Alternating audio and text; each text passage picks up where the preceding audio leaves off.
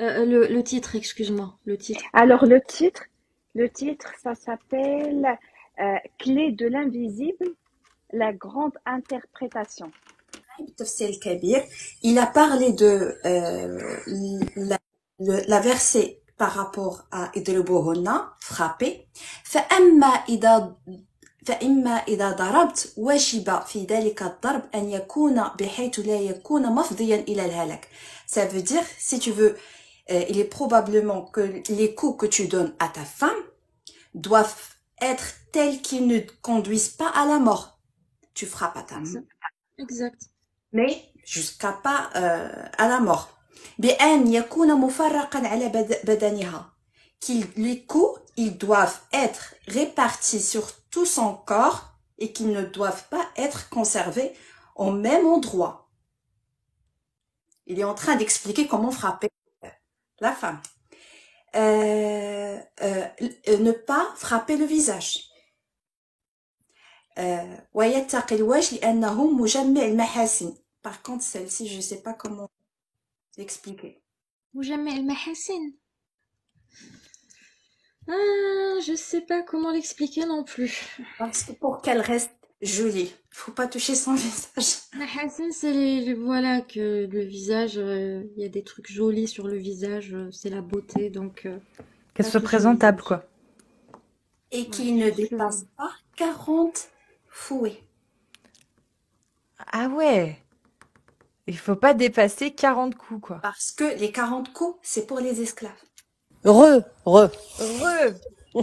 Souad. Vous savez, c'est l'Aïd, donc je fais des petits gâteaux. Euh, Dis-nous, tu D'abord, commences où je tu veux, voudrais dis ce que tu veux. remercier Cassius. Je suis une en fait, juste un petit partage un petit témoignage. J'étais musulmane pendant très très longtemps et ça fait très mal au cœur. En fait, moi, quand j'entends les insultes et tout sur les lives des apostats, je n'ai pas de haine envers les musulmans. Au contraire, j'ai beaucoup de chagrin, beaucoup de tristesse. Parce que je sais que ça ne vient pas du cerveau, en fait. Quand on est manipulé, on peut le dire, on réfléchit plus. Par exemple, tout à l'heure, j'ai écouté certaines insultes, malheureusement, à l'égard de Cassius. Et j'ai pas ressenti de haine envers la personne. Pas du tout. J'avais mal dans mon cœur. Parce que je sais qu'à une certaine période, j'étais à la place de ces gens. Parce que quand on défend cette religion, on le fait, comme on dit, néa. On le fait vraiment parce que en fait, on devient vraiment esclave de cette religion et on veut tout faire, tout faire, même mourir pour prouver, pour satisfaire Dieu en fait. Et donc pour résumer, moi j'ai grandi en Algérie, j'étais pas forcément élevée dans une famille pratiquante. Bien sûr, mes deux parents faisaient la prière, on faisait tous Ramadan, mais il y avait rien de... C'était pas vraiment la vraie religion. Mon père... C'était plus culturel. Ouais, voilà, c'était vraiment l'islam amazigh, comme on dit, l'islam berbère. On porte pas de jupe courte, on portait pas le foulard non plus, mais voilà, c'était de la culture. Et donc, à l'âge de 20 ans, j'ai quitté l'Algérie et je portais le foulard à ce moment-là. C'était la période, malheureusement, la décennie en Algérie. Donc, on a toutes porté le foulard plus par peur. Et donc, j'ai quitté l'Algérie. Je suis partie vivre au Royaume-Uni. Et il y a très très longtemps, hein, je vous parle de ça, il y a presque une trentaine d'années. Et donc, arrivé là-bas, c'est pas comme aujourd'hui, il y avait rarement enfin, on tombe pas sur des Algériens partout. Et donc, par nostalgie, par manque de repères, j'ai rejoint un groupe de... Enfin, c'était plus des gens du Moyen-Orient. C'était des Syriens, des Soudanaises, des Égyptiennes. En fait, la communauté qui vivait à cette époque en Angleterre. Et je dois dire que c'était des femmes très appliquées. Donc, elles allaient à la mosquée le vendredi. Pendant le ramadan, elles faisaient vraiment... elles organisaient des événements et tout. Donc, moi, dans tout ça, j'étais... Enfin, bien sûr, je suis arrivée en Angleterre, j'ai retiré mon foulard.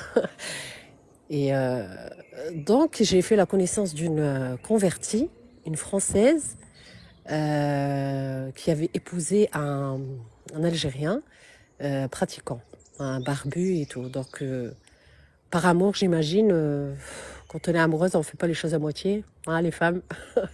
Du coup, elle était à fond dans la religion. Elle a changé son prénom, elle s'épilait plus les sourcils, elle portait le hijab, mais pas de pantalon, c'était que des abayas. Ses enfants, ils apprenaient le Coran et tout et tout. Et du coup, j'ai tissé une amitié avec cette femme. Et c'est cette femme je commençais à remarquer que waouh, elle pratique vraiment la religion. Et moi, je me suis sentie un petit peu, j'avais un sentiment de culpabilité. Je me suis dit, comment une Française, d'origine catholique, j'imagine, ou chrétienne, bref, elle a réussi à être une bonne musulmane et moi, je suis là. Je ne prie pas, je ne fais rien. Et je me rappelle d'une fois, elle était venue chez moi et c'était l'heure de la prière. Et elle m'a dit, tu veux qu'on prie ensemble? J'ai dit, bah oui. Et du coup, je me suis dit, c'est Allah, c'est un signe et tout.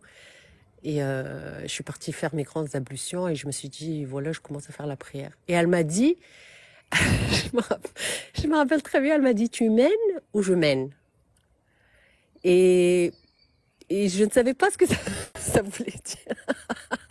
Je ne savais pas ce que ça voulait dire. Et du coup, c'est elle qui a mené la prière. Et bien sûr, j'étais restée enfant dans ma tête. J'avais une grosse collection de peluches.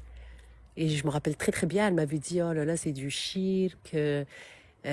Pourquoi tu mets ça dans ta maison? Les anges, ils vont pas rentrer et tout.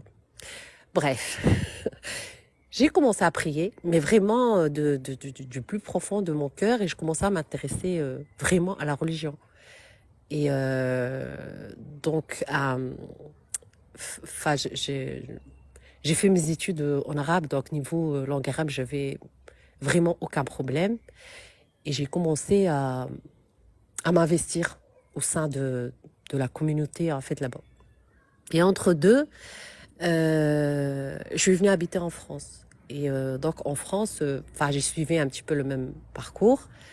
J'avais mes deux enfants, ils étaient très jeunes, je les ramenais avec moi à la mosquée. Je commençais à faire le jeûne lundi et jeudi. J'ai arrêté d'épiler mes sourcils. J'insiste sur ça parce que, en fait, je me dis en quoi les sourcils, ça peut nuire à Allah. C'est vraiment un critère que... C'est juste la sunna, t'appliques. C'est Ouais, tout. voilà. Mais c'était vraiment moche. C'était moche. Je m'épilais pas les sourcils, mais à l'intérieur, j'étais malheureuse. Mais je me dis, c'est pas grave. C'est pour plaire à Dieu, l'être humain, on s'en fout. Et donc, quand à la mosquée, vous voyez un petit peu les... Désolée, il y a un bruit. Les mosquées en France, c'est un petit peu... c'est des associations déjà. Et du coup, il y avait comme des écoles pour des cours d'arabe, pour l'apprentissage du Coran, pour les plus évolués, on faisait de la jurisprudence et tout. Et en fait, ils avaient vu que je maîtrisais très très bien la langue arabe et ils m'avaient proposé de donner des cours. Et je l'ai fait avec plaisir. Donc j'avais la chance de ne pas travailler à cette époque parce que j'avais pas besoin de travailler. Et le samedi dimanche, je me rappelle, je réveillais mes enfants très tôt et je les ramenais avec moi à la mosquée. Et je donnais le matin des cours aux petits, des cours de langue arabe et d'éducation religieuse. Et l'après-midi, je donnais des cours d'arabe aux adultes, des femmes. Et donc voilà, j'étais vraiment une bonne musulmane, une bonne esclave. Mais j'étais heureuse. J'étais vraiment à l'intérieur, j'avais la paix à l'intérieur. Je me rappelle, je priais le soir, je le faisais vraiment avec plaisir, des invocations, enfin bref. Et donc, comme je travaillais pas la semaine, je me suis dit, bah pourquoi pas profiter de tout ce temps que j'ai, vu que mes enfants ils vont à l'école et tout. Et j'ai commencé à étudier, enfin à approfondir en fait mes connaissances. Je commençais à apprendre le Coran par cœur, Surat al-Baqarah, Surat Al-Imran. Je voulais aller faire une Umrah, mais vraiment, voilà. Jusqu'au jour où ils ont proposé de faire des veillées. On appelait ça des veillées. En fait, on allait une fois tous les mois, on faisait des réunions chez une ourte. Et chacune, elle ramène un plat, enfin c'était convivial. Et on choisissait un sujet pour débattre. Et on commençait à parler de... Je me rappelle très très bien, le premier truc qui a commencé à me déranger, c'était, en fait, il focalisait beaucoup sur le châtiment. On parlait du châtiment de la tombe, on parlait de comment les femmes, elles vont être suspendues par leurs seins, par leurs cils, par si tu obéis pas à ton mari. Mais moi, je me rappelle, je me posais toujours enfin, féministe comme je suis, je me disais, mais pourquoi cette soumission à l'homme? On peut très bien épouser un homme mauvais, mais pourquoi toujours ce châtiment envers la femme? Et je me rappelle, on avait la chance d'avoir un imam qui a fait ses études à l'Azhar, lui et son épouse d'ailleurs. Et il a commencé à parler du châtiment de la tombe, mais vraiment, il insistait. Il disait que la tombe, elle va tellement se serrer sur la cage thoracique, que les côtes, elles vont péter. Moi, je me suis dit, mais arrêtez. Je dis, mais admettons une personne qui va mourir dans un crash d'avion ou bien un bateau qui va se noyer, il n'y aura même pas de tombe. Donc tout ça, c'est symbolique. En fait, mon enfant, il était tellement bon que je me dis que tout ça, c'est symbolique. C'est pas possible. Un Dieu qui est Rahman, Rahim, et qui t'a créé, il va pas te créer pour te martyriser, c'est pas possible. Et je me rappelle que l'imam, à la fin du cours, il m'avait dit la prochaine fois, si tu as des questions, essaye de les poser en privé. Ne sème pas comme ça pose Le pas des doute. questions. Ouais. Il m'a dit, mais c'est normal, la foi, on est éprouvé, c'est normal d'avoir des questions de temps en temps, mais pour éviter de perturber la foi des autres, il faut éviter à chaque fois, tu insistes pour dire pourquoi ça se fait pas. Et j'étais pas contente. Je suis rentrée chez moi et je me suis dit, j'avais absolument rien fait de mal, j'ai juste posé des questions et puis je suis très sûre de ma foi, ça n'a absolument rien à voir avec la force de ma foi. Et je vous parle 2005-2006, ça, c'est très vieux. Et du coup, je suis partie sur Internet et je me suis dit, attends, je vais voir. Je n'aurais dû jamais faire ça, en fait. Je n'aurais dû jamais faire ça parce que j'ai ouvert une porte, voilà. J'ai commencé à lire comme si que j'étais pas musulmane et je voudrais, en fait, la critique de la religion. Ah oui, parce que j'étais aussi choquée par l'histoire de la mort du prophète. Voilà, c'est ça que j'avais lu. Comment ça s'est passé, comment les sahaba, au lieu d'enterrer son corps, ils ont commencé à se battre entre eux et tout. Et je me suis dit, mais c'est pas possible, ces sahaba, ils ont le paradis garanti, ils vont quand même pas mener des guerres pour ici-bas. Ça ne rentrait pas dans ma tête, en fait.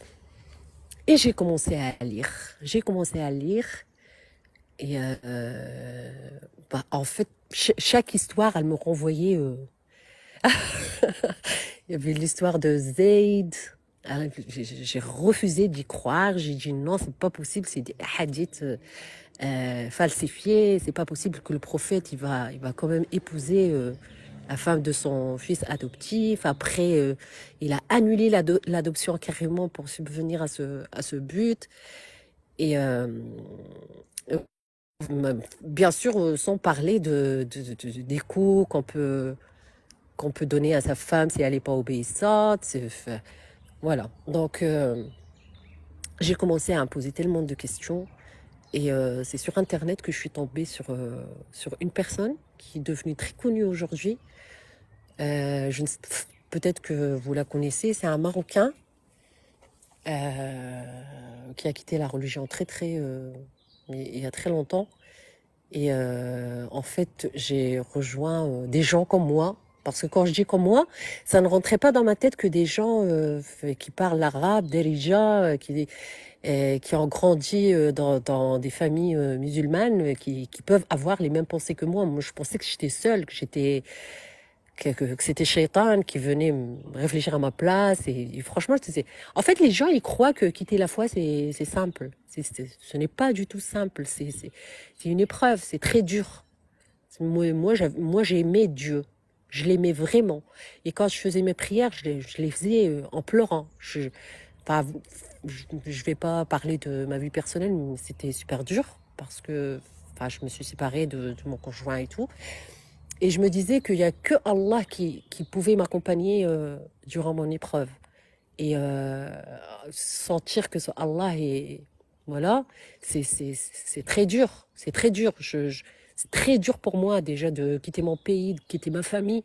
Et maintenant, je dois faire face à cette épreuve de ne plus appartenir parce que je ne voulais plus. Je me suis dit que s'il y a vraiment une religion divine, elle ne va pas avoir autant de contradictions, autant de...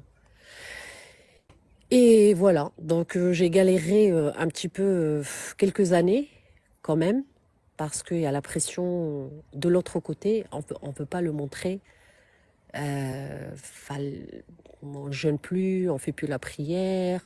Après, nous, on a toujours la mentalité Nahyu anil munkar, toujours pourquoi tu pries pas? Non, il faut prier. Te laisse pas influencer par la vie en Occident. Là-bas, il y a des kuffars. Et donc voilà, puis mener comme ça une vie contradictoire, faire semblant d'un côté et essayer de vivre, d'être soi-même, c'est très difficile.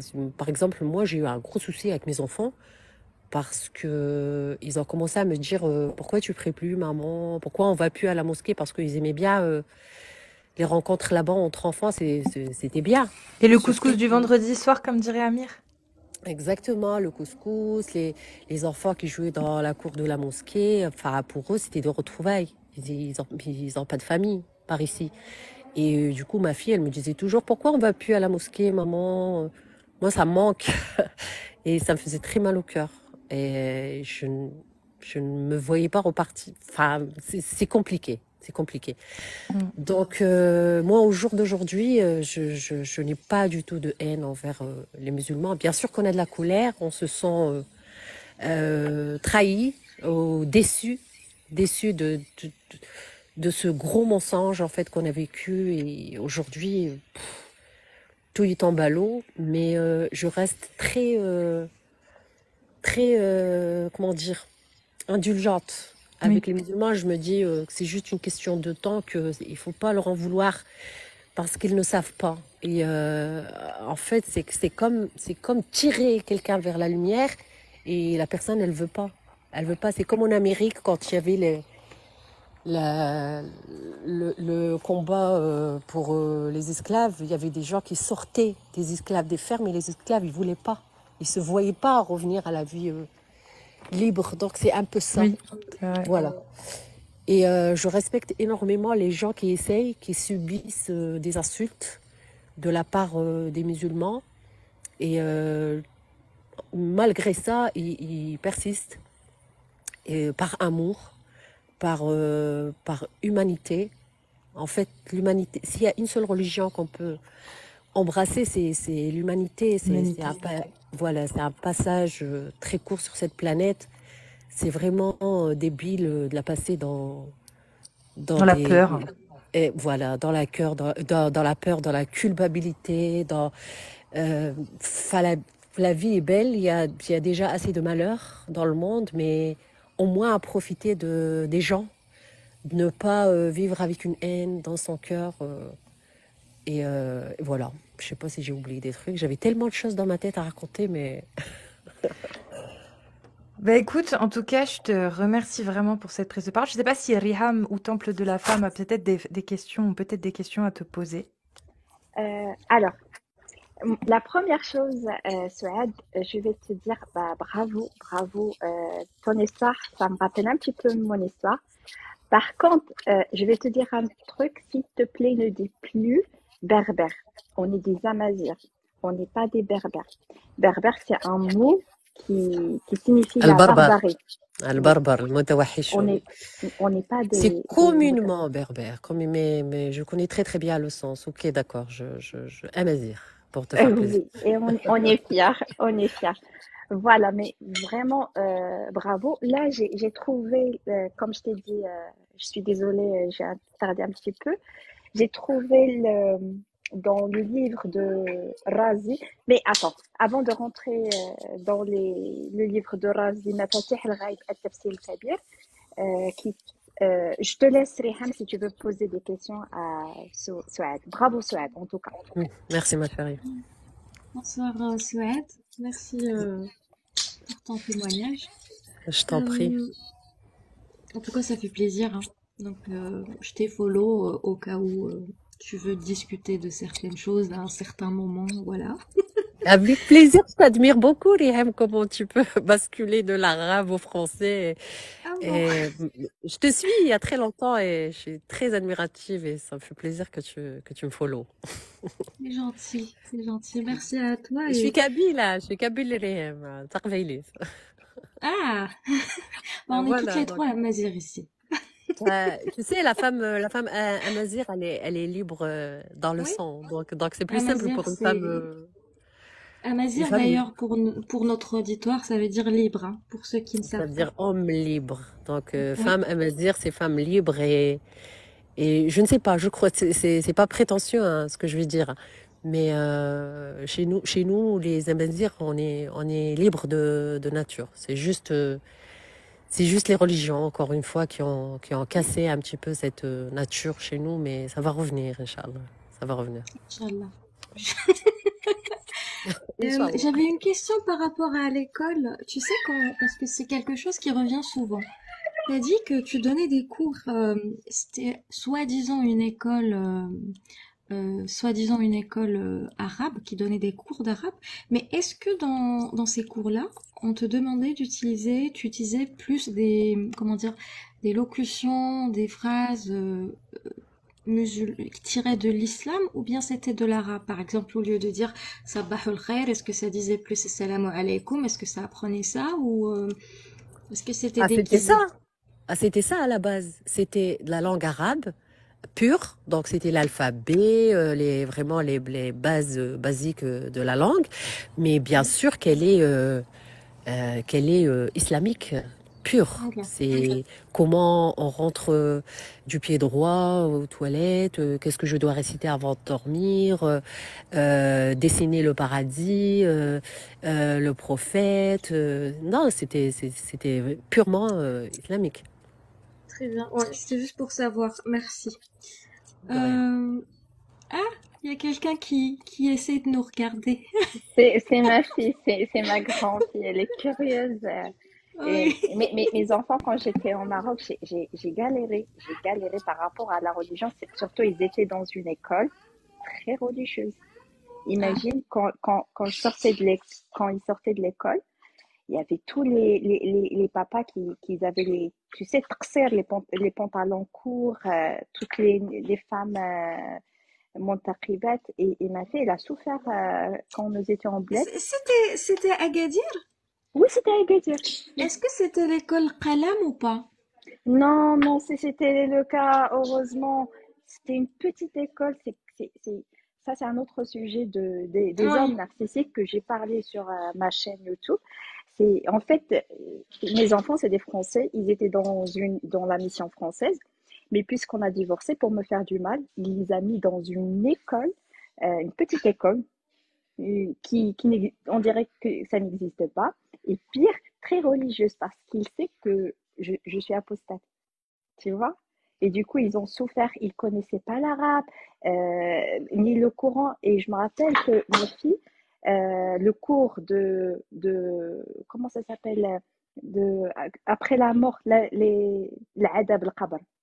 C'est quoi, Les tourments de la tombe. ah là là, elle était traumatisée. Je te promets, ma fille pleurait tous les soirs. Elle me disait, ma mère, on va me punir. Ma mère, parce que je sais pas faire la prière. Elle pleurait, elle était traumatisée, ma fille de 10 ans. Maintenant, elle a 10 ans. Il y a 3 ans ou... D'accord, ma chérie. Elle avait 9 ans ou 8 ans. Elle avait 8 ans. Du coup, je te promets, et pour voir la maîtresse pour lui dire, s'il vous plaît, arrêtez de parler de terhib, je sais pas comment ça, terroriser les enfants par rapport à ça. C'est des enfants, s'il vous plaît. Arrêtez de parler de serpent chauve, qui va te serrer, tu vas... Il y a beaucoup de choses par rapport à ça. Oui, il faut comprendre que c'est tout un processus en fait de faire rentrer ces trucs-là dans la tête des enfants pour leur faire peur, pour respecter la religion par la suite, pour être soumis à Allah. Voilà, c'est tout un processus. Euh, Exactement. Alors, un instant, je vais te donner pour raser un instant.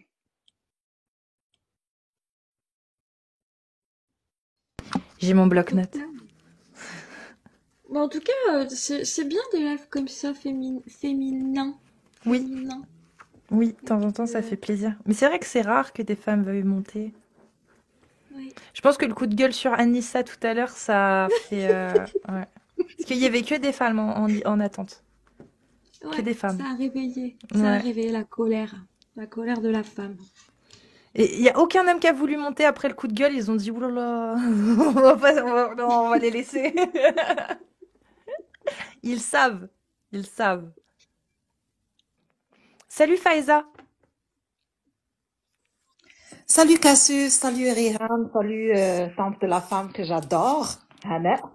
Je suis très contente de monter avec vous, c'est la première fois. Moi, j'ai pas tapé 4 hein, parce que je suis une ex-musulmane. Je voulais juste partager avec vous un petit peu mon histoire. Avec plaisir. Qui ressemble un petit peu à l'histoire de Souad et puis de la madame avant.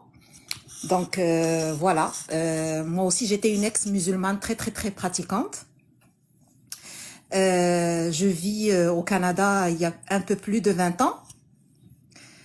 Du coup, quand je suis arrivée en famille. J'étais voilée à l'âge de 21 ans.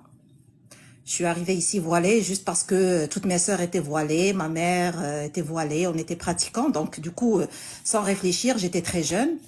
J'ai dû le porter moi aussi. Je faisais toutes les pratiques comme tout le monde. Je partais à la mosquée avec ma mère. On assistait à des leçons de religion et tout.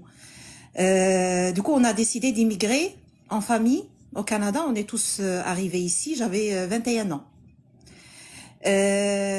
Quand je suis arrivée ici, les questionnements ont commencé à se poser dans ma tête.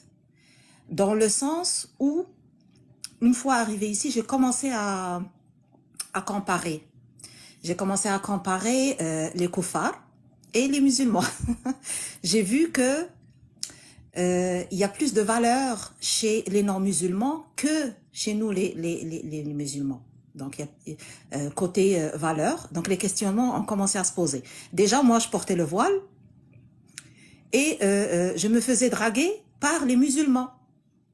Alors que les non-musulmans, les Canadiens, ils me regardaient même pas. Je me faisais draguer dans le métro, dans le bus, à l'université. J'étais à l'université, il y avait beaucoup de musulmans à l'université. Du coup, normalement, je suis voilée, je dois du respect de la part de mes frères musulmans. Alors c'est le contraire. J'ai été respectée par les Canadiens il me regardait même pas, je passais inaperçue au métro, dans le bus, aux centres commerciaux, tout ça. Par contre, normalement, vu que j'étais voilée, je vous parle d'il y a 20 ans, hein, il y a 20 ans, il n'y avait pas il y avait pas beaucoup de femmes voilées ici. Il y avait très peu, pas comme maintenant. Maintenant, on les voit partout, malheureusement. Donc, ben là, je dis, ben, ça se peut pas, il y a quelque chose qui ne va pas. Ça n'a pas de sens.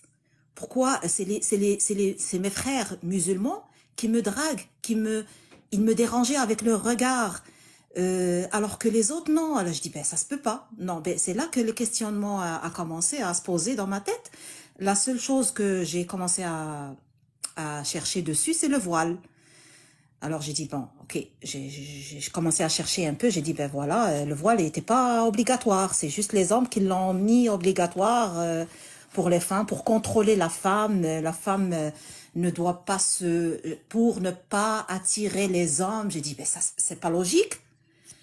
Si le Dieu m'a créé comme ça avec mes cheveux, pourquoi je vais les cacher pour ne pas attirer les hommes? C'est à eux de baisser le regard.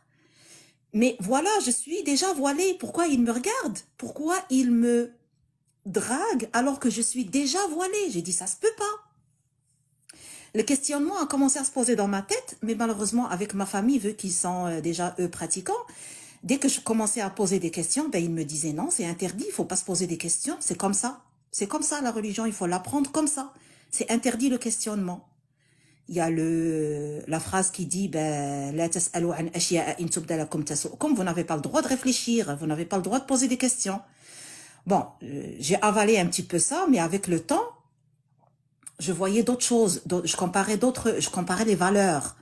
Je voyais que les non-musulmans ont des valeurs humaines vraiment très nobles, alors que les musulmans, non. Un exemple, je voyais que les musulmans ici, c'était les tricheurs. Ils trichaient. Ils vivaient sur l'aide sociale. Je ne sais pas s'il y a des Canadiens ici parmi nous, ils vont comprendre de quoi je parle. Ils vivaient sur le bien-être social. Ici, on l'appelle bien-être social. En même temps, ils travaillent sous la table. C'est quelque chose qui n'est pas logique. Ça, c'est de la triche. Ils sont là. Et qu'est-ce qu'ils font ici? C'est que de faire des enfants. Ben, tu trouves des familles musulmanes qui ont 6, 7 enfants juste pour avoir l'allocation famille, pour ne pas travailler. Donc, ils déclarent à l'État qu'ils sont au chômage. Alors, ils tirent le bien-être social et ils travaillent en même temps en dessous de la table. Et là, je dis, ben, ça se peut pas. Il est où l'islam là-dedans? L'islam, on n'est pas censé tricher. On n'est pas censé mentir, alors que eux, ils sont en train de mentir à chaque mois. Quand ils font la déclaration chaque mois, il faut déclarer. Est-ce que vous êtes au travail? Avez-vous trouvé de l'emploi? Eux, ils travaillent en dessous de la table et ils répondent aux questions non, non, non, alors que c'est de la triche, c'est de la menterie. Là, j'ai dit non, c'est pas possible. Il y a quelque chose qui ne va pas. Il y a quelque chose qui cloche. Je peux pas accepter ça. Entre-temps, j'étais à l'université, j'ai rencontré mon ex-mari. On est séparés maintenant. Justement, je vais venir là-dessus parce que ça m'a coûté mon mariage. Et tant pis, parce que je suis vraiment libre, je suis bien comme ça, que qu'être avec quelqu'un.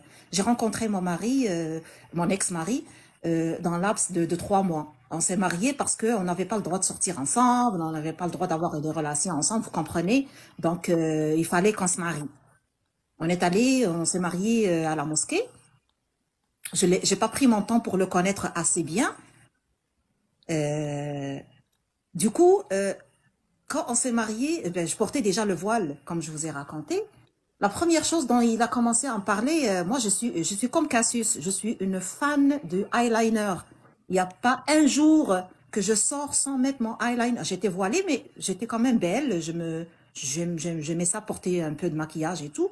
Le eyeliner, je le portais tout le temps. La première chose qu'il m'a exigé, c'est que la première semaine qu'on habite ensemble, il me dit, ben, le eyeliner, là, il faut plus que tu le mettes.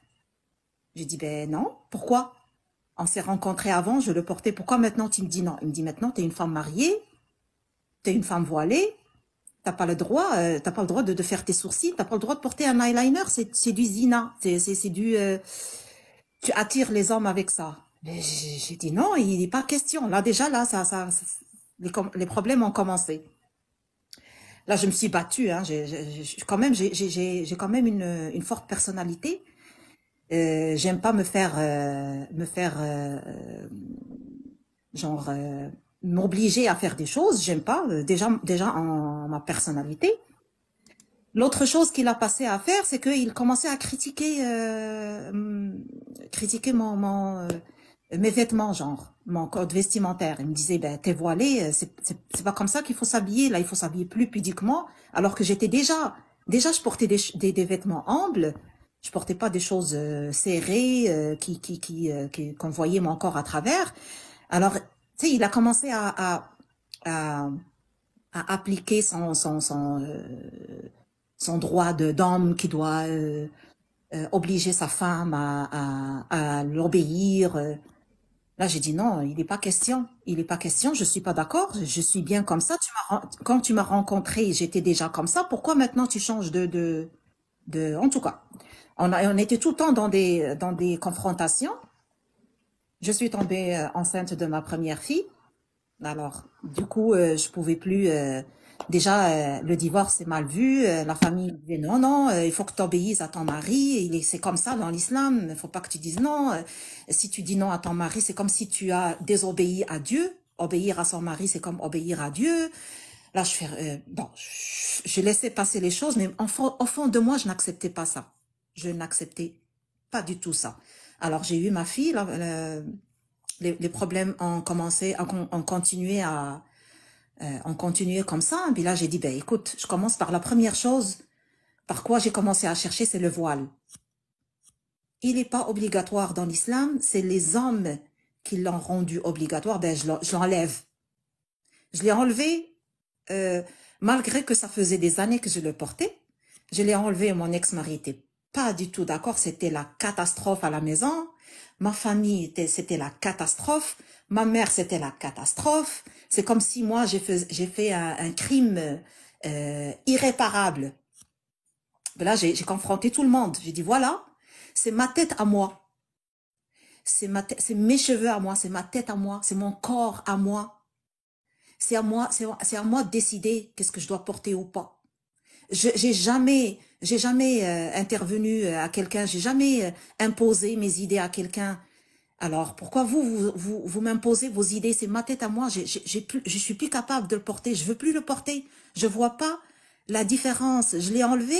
Au contraire, j'ai senti une liberté. C'est pas parce que je voulais être libre, genre à porter des choses plus sexy ou non.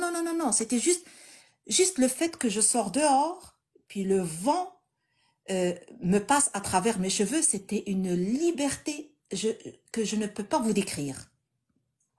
C'est juste les femmes qui sont comme moi qui vont comprendre de quoi je parle. Ah, je me suis libre. C'est comme si j'avais des tonnes de pierres en dessus de la tête que j'ai enlevées. Une liberté, même si tout le monde était contre moi, j'ai dit, ben non, je le fais parce que c'est moi qui décide de moi. C'est moi qui décide de mon corps. C'est moi qui décide de ce que je vais porter.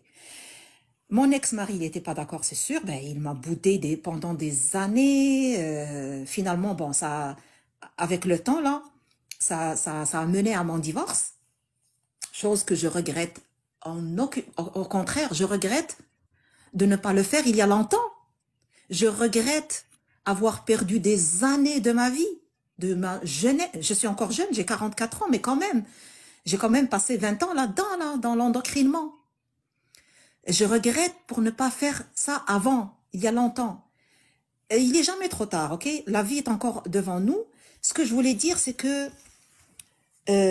c'est juste un endoctrinement, surtout pour nous, la femme. Là, quand j'ai commencé, là, la première pas, c'était le voile. La deuxième pas, c'était, je suis allée voir un petit peu, fouiller un petit peu la femme. Qu'est-ce qu'elle a dans cet islam-là? Qu'est-ce que l'islam a donné à la femme? Qu'est-ce qu'il a apporté à la femme? Puis là, en cherchant, j'ai trouvé que dalle. J'ai rien trouvé. La femme, elle a rien, ni ici, ni l'au-delà. Déjà, l'islam, le Dieu censé être le Dieu, il a quand même descendu des versets juste pour inciter l'homme à frapper la femme. C'est pas possible. Alors qu'avant, je lisais cette ayah, mais je faisais pas attention. Là, en cherchant les tafassirs et tout, ben, je trouve que oui, Voilà, comme Temple de la femme a dit tantôt, frappez-les, évitez le visage, nanana, tout ça. C'était le choc pour moi. C'était le choc. J'ai dit non, ça se peut pas. Aussi, j'ai regardé, ok, bon, ici, dans la vie, on n'a rien, mais au-delà, qu'est-ce qu'on a au-delà? Qu'est-ce qu'on a? Ben, on n'a rien. Finalement, on est créé juste pour subvenir aux besoins de l'homme. Juste pour satisfaire à l'homme. C'est tout. Notre rôle dans ce monde, c'est juste satisfaire aux besoins de l'homme.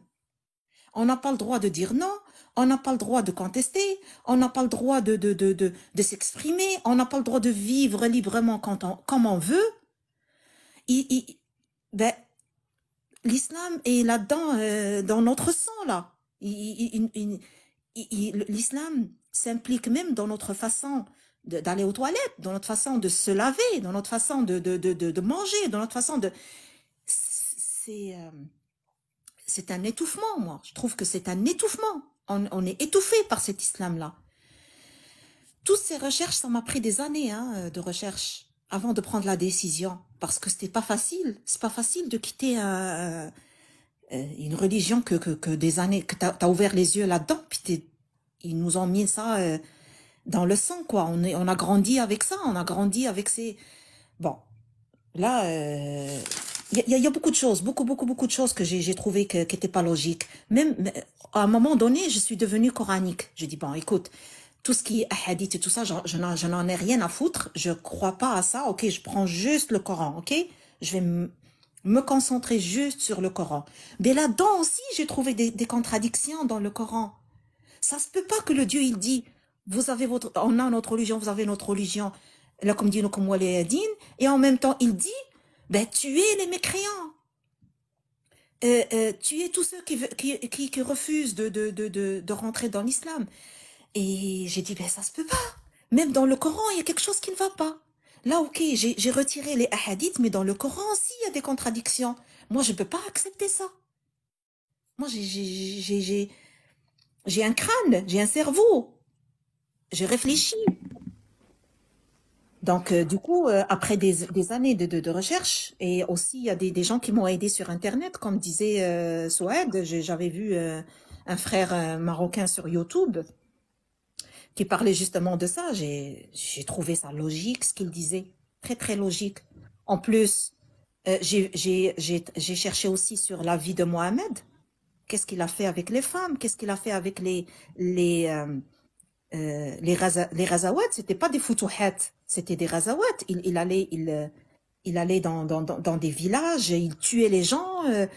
Soit que vous rentrez dans l'islam, soit que vous donnez l'amende, soit que on vous tue. Donc ça, c'est pas une religion de paix, hein. Je m'excuse, hein. C'est pas une religion de paix, pas du tout. C'est une religion de terreur. C'est une religion de terrorisme. T'as fait un travail sur 20 ans, Faiza, c'est ça? À peu près. Je te dirais, pas 20 ans, là, pas Non. pendant toutes les 20 ans. J'étais encore là-dedans, j'ai Ouais. continué ma vie, mais les questionnements continuent dans ma tête et les recherches en même temps. D'accord. Tout en continuant à pratiquer, parce que c'est difficile de sortir du jour au lendemain. Je vous dirais, là, maintenant, il y a 5 ans que j'ai quitté complètement. Il y a 5 ans que je fais plus le ramadan, que je fais plus la prière. Malheureusement, je suis encore obligée de faire semblant devant ma famille que je prie encore. Je fais semblant devant ma famille que je fais le ramadan alors que je ne le fais pas. Ma fille, maintenant, elle est rendue à 14 ans. Une chance que je suis au Canada. Une chance que en fait, je me sens vraiment chanceuse que ma fille n'a pas été à l'école musulmane, elle n'a pas appris comme moi Tarbiya al-Islamiyya, parce que ils nous ont pas appris tout à l'école, hein. Ils nous ont caché plein de choses. Ils nous ont montré juste l'islam cute, l'islam de paix, l'islam il faut être gentil avec ses parents, faut aider les gens, alors que le vrai islam, ils nous ont caché, hein. Ils ont caché la vérité. C'est nous-mêmes qui ont allé chercher. Donc, mais par contre que maintenant je travaille sur ma fille parce que, comme je vous ai dit, elle a 14 ans, elle a commencé à faire le ramadan. Elle est entre moi et son père, ok? Son père, mais musulman pratiquant à 100%. Moi, elle sait que je fais pas le ramadan, mais j'essaie un petit peu de lui passer les messages, mais tranquillement, en douceur. Je veux pas trop la choquer. Une chance qu'elle a pas appris l'islam à l'école. Ça, c'est une chance. Mais quand même, j'essaie un petit peu de lui passer les messages en douceur. Voilà. Donc, c'est ça un petit peu en résumé mon histoire.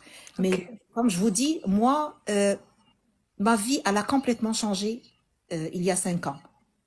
Je suis devenue une autre femme. Que ce soit dans mon âme, dans mon esprit ou dans mon corps. Avant, j'étais une voilée. Je faisais pas attention à moi. J'avais un surpoids. Tout ce que je faisais, c'est faire à manger. J'étais là à T'étais une sorte de caricature, quoi, en fait. Le stéréotype même de ce que l'islam attend d'une femme, c'est ça? exactement, exactement. Là, après, quand j'ai dit, ben, j'ai fini, là, j'ai décidé de divorcer tout cet endoctrinement. J'ai commencé à faire attention à moi. Je suis tellement bien dans mon corps et dans mon esprit, comme je vous dis pas. Il y a comme si la colère a été effacée de mon corps, de mon cœur. Parce qu'avant, il y avait quand même un petit peu de colère. Je vous donne un exemple. Je suis au travail, il y a un gars qui travaille avec moi. Je disais, Aoudou billah, je n'étais pas capable de m'entretenir avec lui ou de parler. J'avais un petit peu une petite colère. Maintenant, là, il n'existe plus de colère dans mon corps, dans mon cœur. J'aime tout le monde. Je suis ouverte à tout le monde, que ce soit n'importe que leur religion ou leur nationalité j'aime tout le monde. Je suis devenue une femme positive, je dégage la positivité, j'ai une énergie positive. Je suis tellement heureuse, même si ça m'a coûté je m'en fiche du mariage et tout ça. Je suis bien toute seule, libre. Je fais ce que je veux, je fais attention à moi. Par contre, je garde en moi des valeurs qui sont, normalement, on a des valeurs innées en nous. C'est des valeurs humaines, universelles. Faire le bien, tu sais, aider les gens, toutes les valeurs universelles. C'est pas des valeurs, c'est pas l'islam qui m'a donné ces valeurs-là. J'ai constaté que ces valeurs-là étaient en moi, déjà Sont ancrés. Ouais. c'est ça, ancrées en moi. Mais c'est ça, je voulais juste partager avec vous mon histoire. Merci beaucoup, Cassius, de m'avoir monté, juste pour vous donner un petit peu l'idée de mon... S'il y a des femmes musulmanes avec nous qui nous écoutent, je vais juste leur dire, réfléchissez juste un petit peu, laissez les sentiments à part, laissez les sentiments de côté, parce que c'est les sentiments qui nous empêchent de voir la vérité en face. Euh, faites travailler votre cerveau, faites travailler votre matière grise là. Le Dieu, il nous a donné un cerveau pour réfléchir. Regardez, est-ce que vous voyez des contradictions? Cassius, je sais que c'est pas tous les gens qui ont doté d'une raison. C'est pas tous les gens qui ont doté d'une capacité intellectuelle pour voir la contradiction.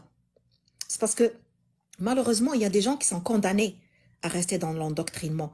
Ils n'ont pas cette facilité ou cette fluidité de voir les choses, des contradictions, mais faites un effort, juste réfléchir un peu, laissez les sentiments de côté, puis réfléchissez avec la raison.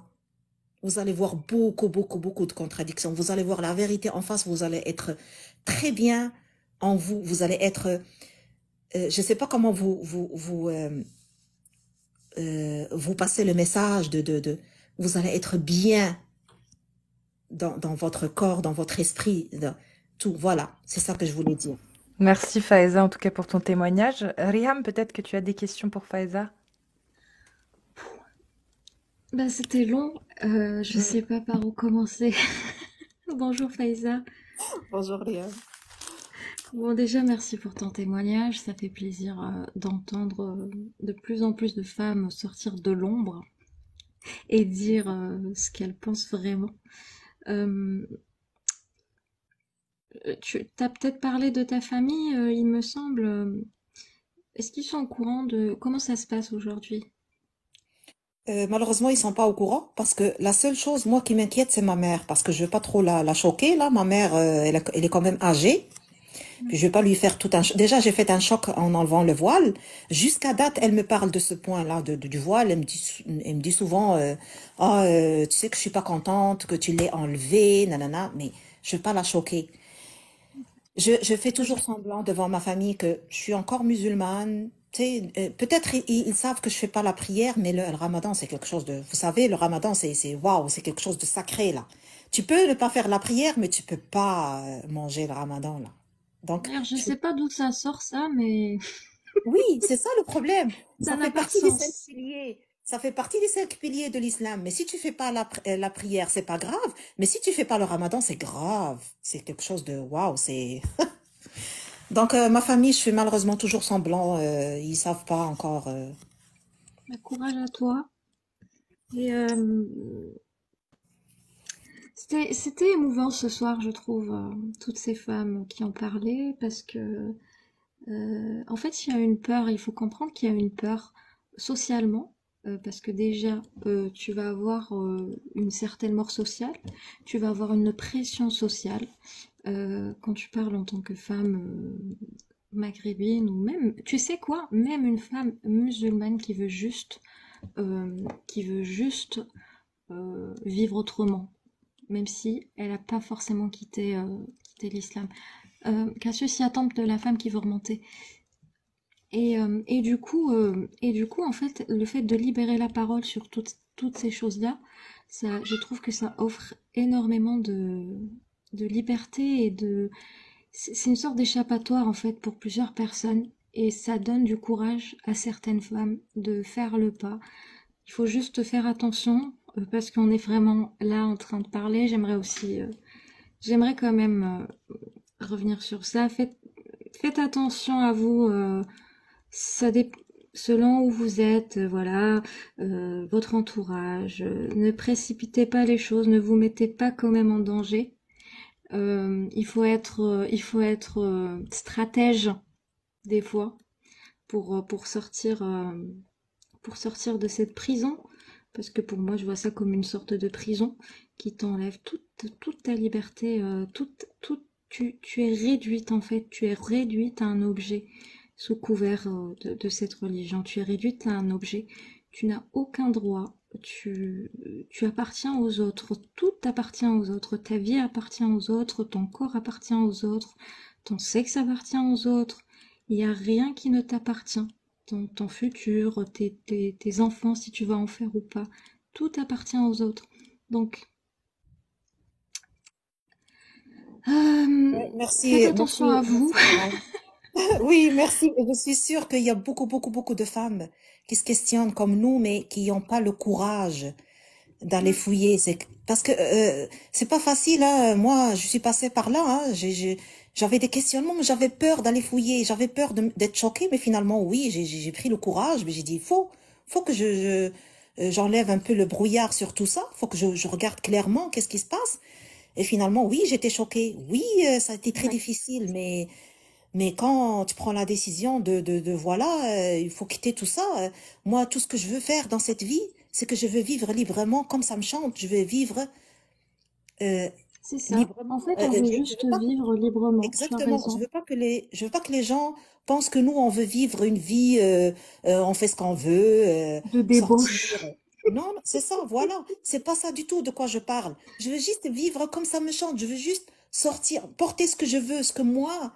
Tu vois, c'est juste de ça que je parle. Je suis sûre qu'il y a beaucoup de femmes qui se questionnent, mais je veux leur dire juste, ayez le courage de les chercher parce que je vous assure que tout ça, c'est que des mensonges.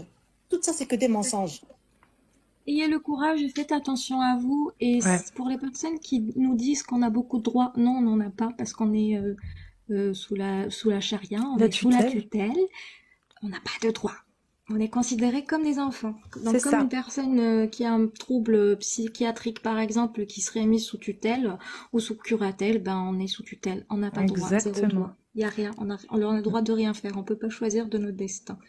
Une femme, à Le partir du moment où elle naît dans l'islam, elle n'a à aucun moment la possibilité de choisir sa propre vie, de choisir de faire ses propres choix dans sa vie.